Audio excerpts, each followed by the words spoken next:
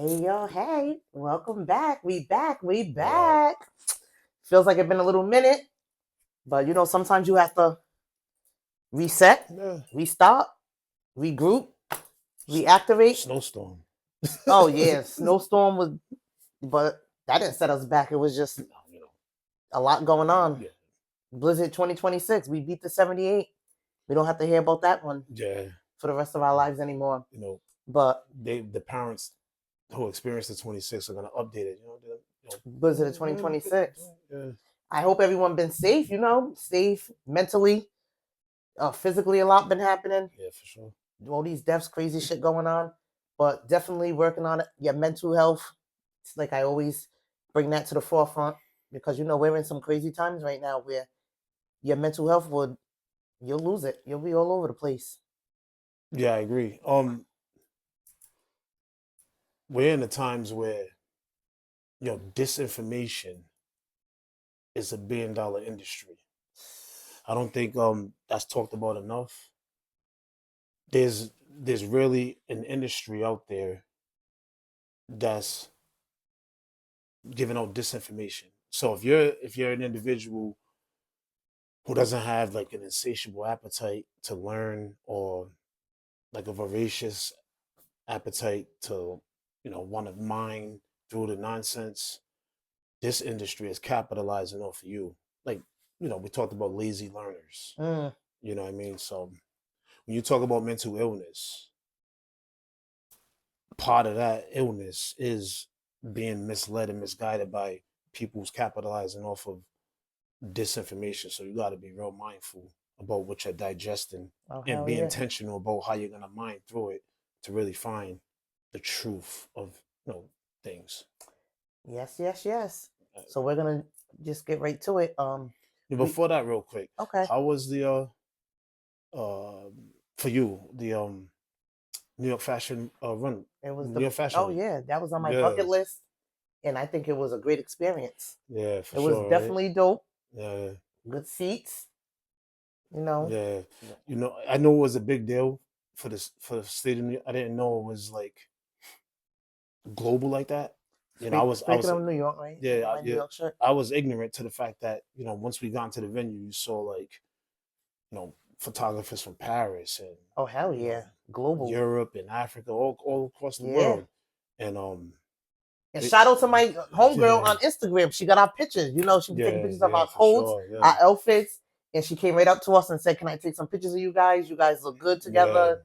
And You got a lot of love for your CVS, coat too, for sure. yeah, oh yeah, they Yeah, love no that was doubt. a showstopper. Word. CVS Glueless, I think that's her name on Instagram. Yeah, I'm gonna hit you up, girl, because we need them pictures. yeah, for sure. So now I'm gonna jump into it. All right. So, you know, after being together for so long and Mm, all these distractions that we always talk about through mm, social media and everything, a lot of people always ask us, talk to us, how do you guys pretty much make it work? So another thing about being in a relationship for a very long time is that we have to touch on intimacy. mm, Intimacy plays a big role in relationships. mm, But when we talk about intimacy, obviously people just go right to yeah. sexualized intimacy. Mm, Intimacy is like a whole broad across the board with relationships. We're talking about intimacy with friendships, bonding, yeah. being friends first. There's intimacy throughout the whole relationship, not just sexual encounters. How does that make or break a relationship? The intimacy, all throughout the whole. Well, when you spoke about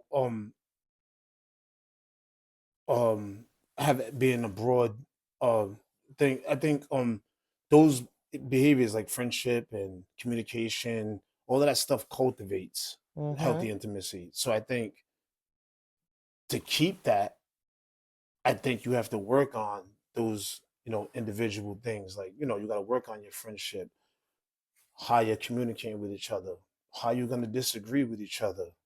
You know what I mean? I want to bring something too Yeah, because I got so much stuff going in my mind about this whole topic of intimacy. yeah. So I know in the past I always hear people talk about.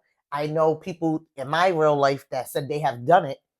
I'm gonna talk about the sexual intimacy. Mm, Well, a lot of people in relationships, when their relationships are rocky, whether it's a partner's cheating, they're disagreeing, not getting along, one of the things that people do in their relationships is they start having a sexual Start or stop? stop. They Okay. stop Right. sexual intimacy Yeah. So as a form of punishment? as a form of punishment. Like a reprimand, huh? Okay. Mm-hmm. I mean, look, good luck with that. You know what I mean? I think, that might introduce other behaviors that, Mm-hmm. you might think that you're trying to rectify the behavior by that, but that could introduce other behaviors. I don't think those things are mutually exclusive.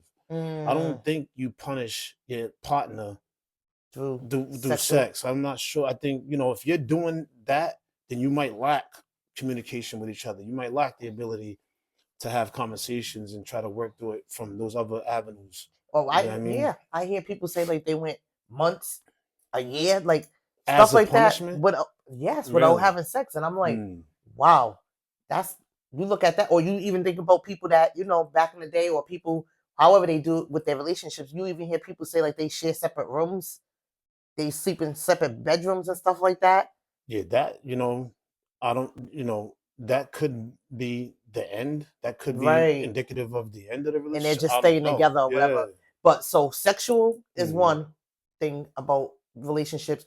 I feel as though with a sexual relationship, you guys intimacy is like a beautiful thing. Like obviously people go out, cheat, have one night stands, do all that crazy shit Hmm. on their partner. Hmm. But that's why some people take that shit for granted and really be like, I don't care if my man or my spouse or whoever did that to me.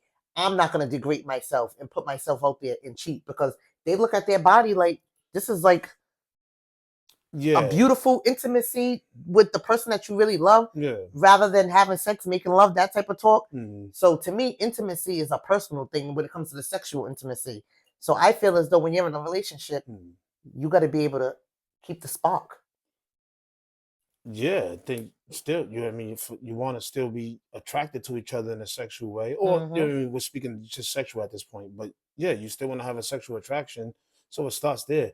Um, I think, um, from a scientific perspective, touching indirectly or directly touching each other throughout the day, little touches and things like that, that stuff keeps intimacy strong. Oh, definitely I kissing. think what happens when you're in a relationship, unfortunately, some of us, some over a certain amount of time, the longer the duration of the relationship, you start to lose Yes. those things that brought that intimacy. And then you got to understand something too. When you're younger, it was meaningless. Mm. Meaning you might have not had the consciousness to, like, it's supposed to be meaningful the older you get. You want to Oh, have meaningful sex. And when you just spoke to how the comfortability of just being with one partner as opposed to being with multiple men, that's a personal preference. I mean, we definitely. talk about there's other reasons that I think that that happens with females and Mm-hmm. men in general. But to keep that intimacy going from, you know, broad, speaking broadly about it, you want to still try to maintain that sexual attraction and Mm. just that intimate attraction, just, for mental, like I said, you want to be able to cultivate that intimacy through, positive communication, learning how to disagree, Mm. conflict resolution, all of the things that we spoke about in these episodes. So, So when you say like maintaining like intimacy, being attracted towards each other, is that a form as well as like keeping yourself up to in a relationship? yeah, Because some people, that's another thing about relationships. Some people say their partner let themselves yeah, go and they fell out of love with their partner, whether it's gaining weight, yeah, not doing their hair for females, just like letting yourself go. We always talk about how we get dressed, go on date yeah, nights, smell good, look good hmm, for each other because right, we still obviously we are in a relationship and we do want to look good for each other. First of all, ourselves, of course, right. but for each other. So I think it is a healthy way to maintain the relationship of staying and keeping yourself looking good. Of course, if you gain weight or whatever, that shouldn't be a problem in a relationship, but still physically self-care inside the relationship. Yeah, I agree. I think in a relationship, I think you have a fiduciary responsibility to maintain yourself for your first for yourself, but as well for your partner. And Mm-hmm. then, like I said, sometimes in relationships,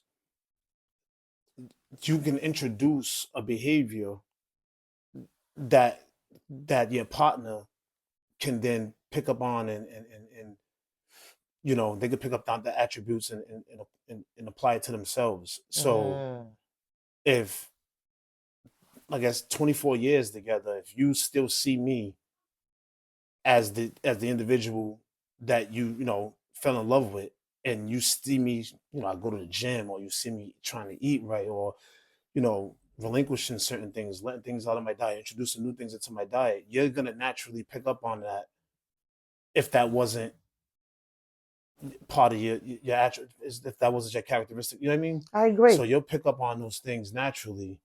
Think about it like this. I haven't eaten red meat in, who knows, 30 Forever. years maybe, Pork, red but meat. you naturally stopped eating it because when you're cooking, I mean, you haven't stopped Well, I eat completely, it, yeah, but but I just don't it's, prepare it for the household. yeah, Jermaine and me, sometimes I'll do it for my son, my daughter, yeah. and myself, but that's It's like, it's rarely, very very rare. rare, Yeah, right? Because because when you're preparing dinner, you're going, I'm thinking about you, of yeah, for course. sure. So I think so. That's part of the sexual part of it. Hmm. So then with the intimacy, so are we saying the connection where it becomes friendships, and then what else do you think the intimacy, the broader intimacy falls under in order to maintain and have that healthy relationship? Yeah, I mean, obviously we're parents, Mm. so again, all of these things that surround our relationship, the more we, I don't necessarily want to say agree, but the more we come to compromise with these things, I think it strengthens the And let intimacy me just within add, it. I'm Good. sorry, because Yeah. I tried to not really cut you off Yeah. that much, Mhm. but based like how you said we're parents, that's another thing on intimacy when it comes to parenting. Obviously, you're not always going to agree on different on things with your child, Mhm. and I know my problem with me is that I am very overbearing parent. Um, as my 22-year-old son will say, I am very overbearing. Mhm. And obviously with you, you're more laid back with our son. Yeah. You're more like let him do him. Yeah. He'll figure it out. Mhm. And I'm more helicopter mom.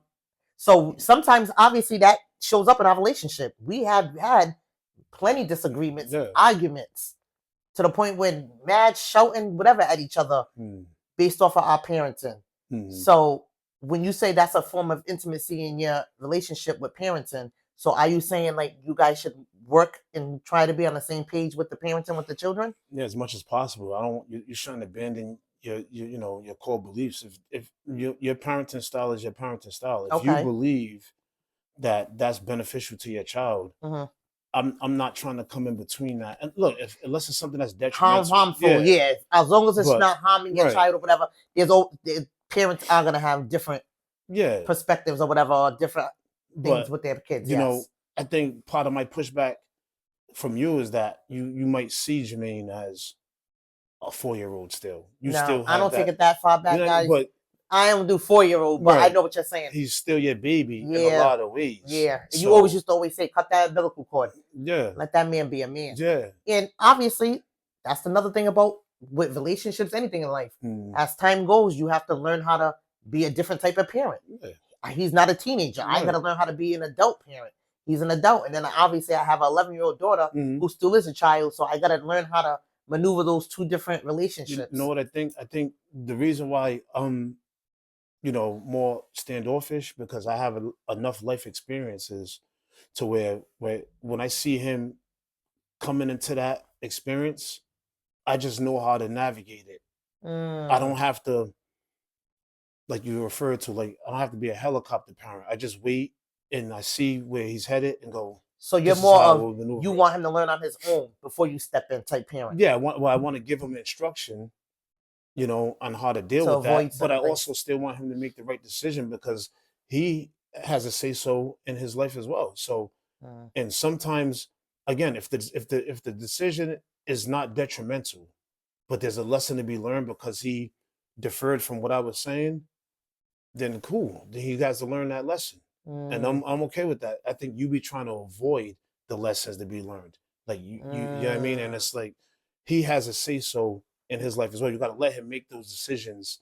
He might have to come back to you, oh, mom, you was right. And then, going forward, he might be more inclined to listen to you. Right. You know what I mean? Yeah, and then that's another thing that's falling out in a relationship where partners will separate because of the kids if they don't feel as though. Yeah. Listen, my take is that you can say all of these reasons why you and your partner broke up. I'm always gonna be a proponent of you're together because you want to be together. Absolutely. I don't care what the situation is. You're with that individual or not because that's a choice. You don't have to make it seem like, she didn't fold my clothes or she don't cook dinner. It's not the reason, bro. You just don't want to be there anymore. That's just it. And that goes back to that intimacy. Sometimes if you're disagreeing with life, just general trajectory of your lives, it might take away from the process of looking at your partner in a sexual way and really, that all that disagreeing and all that fighting and that vitriol that takes away from the intimacy. And so yes, I think you hear people say it all the time. I'm unattracted. I'm not attracted to her anymore. I use her, fights me too much. So yeah, that could definitely take away from. But I think you have to go back to the previous episodes when you talk about, again, staying in your feminine energy, staying in your masculine energy.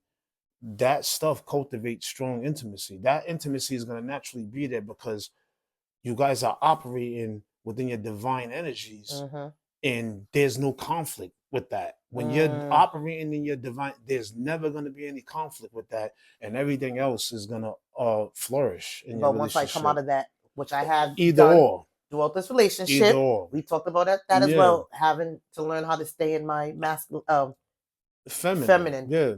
And I think, when you go back to the old R&B songs, they talk about makeup sex, and after a fight, the makeup sex is the best and all of that. I guess I look at, to me, this thing is circular. So when you look at our relationship, our life, if you put it on a circular scale, and let's say on that circle you put sex, and then you put date, and then you put arguing, and you put parenting, you put all these things. As you come around to those things, you want that it's going to happen because it happens within human beings. But to me, you have to figure out how to remove certain things from that circular, that spectrum, so to speak. You know what I mean? Because you come around to it. You know what I mean? We have our disagreements. We get past them. I'm not necessarily saying we have makeup sex, but then, we'll have sex, and then we'll go on a date, and then we'll just be hanging out watching TV, and then we'll be parenting, and then an argument might come, a disagreement might come up again. So that's that. Whether you want to put on a linear scale or a circular scale, what I'm saying is you have to figure out how to remove some things that could potentially be detrimental or take away from, the intimacy, or you know what I mean? And by all means as well, it's not impossible to fall out of the intimacy stage and feel as though you're not attracted, whatever, to that partner, and then come together and work on yourselves and then go back to it. That's not wrong either, because what I'm saying is some people, when they're in that zone of not getting along, arguing more than anything, fighting, they'll just look at that and throw it all away. There's always, as long as you're willing to fight, like you said, work for your relationship, do whatever, there's always room for you to come together and come back stronger and, get together and do it better. But some people give up. They give up in their relationships. Yeah. I mean, again, you could say it's because of the argument. You say all you want. I just think you don't want to be there anymore. Yeah. Let me ask you this. How does social media play a role in affecting intimacy? Not in our relationship in general. So, again, if you and your partner are not, if your bond is not as strong as it needs to be, I don't know. Am I getting jealous? No, are you? Well, that too, but a bunch of inboxes from different men, lust. Yeah, but comparison. Oh yeah, so to me that's easy with me because but not specifically you and I, but generally, Yes, do you think yep. because we're in that era of social media, how much do you think that plays a role? No, because I think exactly what you said. If you want to be kept in a relationship, if you want to be faithful in a relationship, I understand that we have all of these distractions nowadays and all this stuff. But a man that wants to be with their woman, I don't give a damn if they see sex sells all over the internet.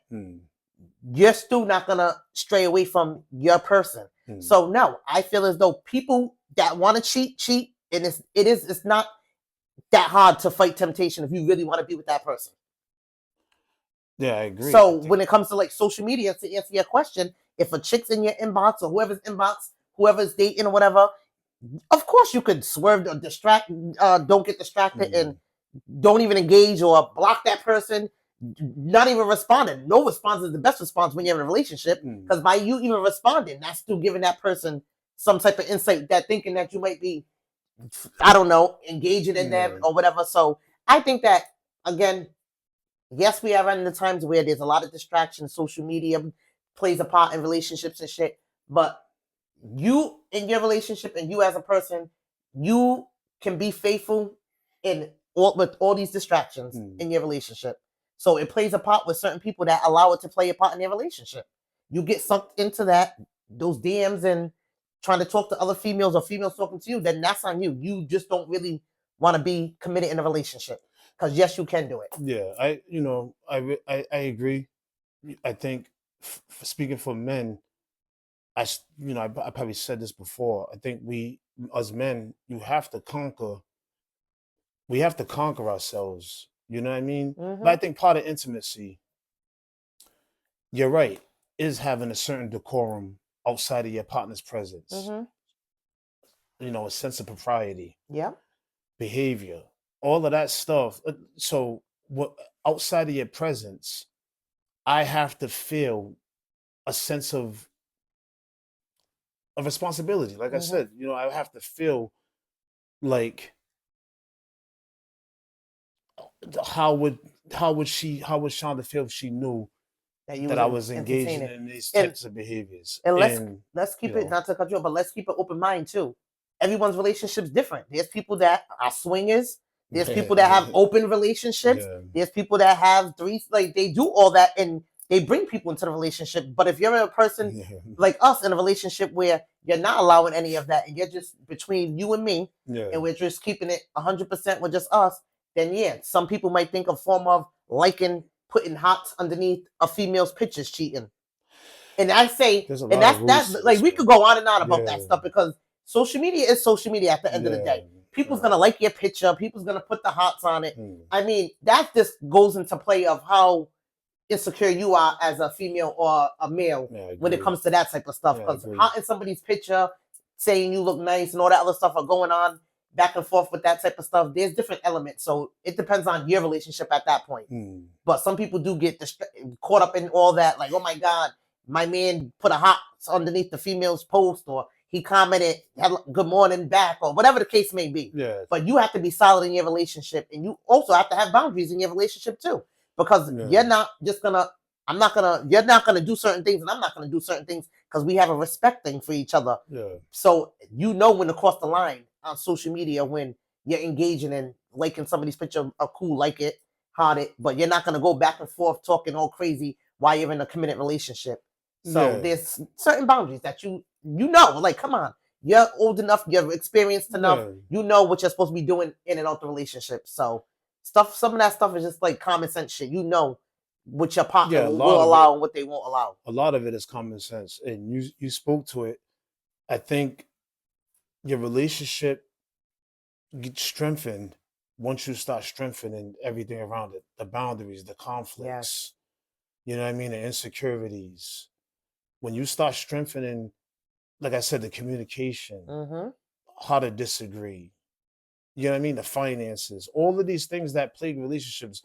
But I still think ultimately you're there because you want to be there. That's really the answer to. That's the only way you're gonna ever be in a relationship. Unless you want to be there, be in that relationship, work it out, go through all the ups and downs, the twists and turns, the craziness, do it all, and still remain solid and there for each other, and then that's the But only way. after 24 years, was it 24 years This now? year, August will be After 24. 24 years.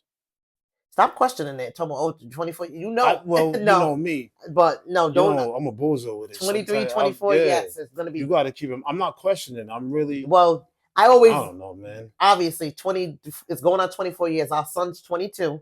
He'll be 23 this year, and we was together a year before our son was born. But again, we dated each other back in the day when we was 15, 16 years old, high school days, broke up.